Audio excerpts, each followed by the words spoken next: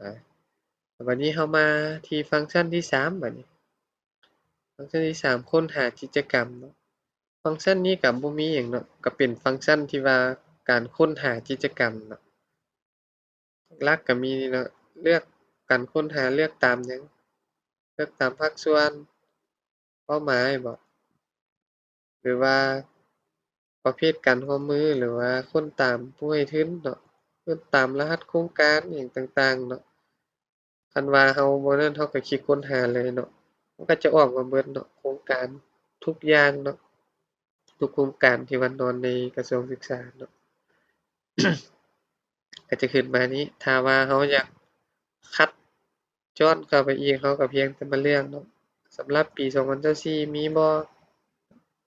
ได้13โครงการเนาะเราอยากเบิ่งปี2023มีจักโครงการเนาะ9โครงการเนาะ2022เนาะประมาณนี้เนาะ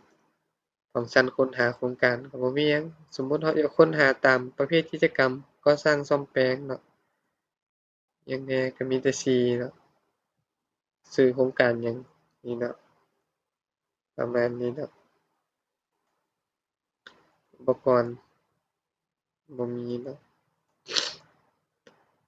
คนตามเบิ่งตามผู้ให้ทุนคลิกเลือกออสเตรเลียค้นหาเบิ่งจะมีหลายเนาะมี27เนาะก็สิมีเท่านี้เนาะฟังก์ชันการค้นหาข้อมูลโครงการเนาะ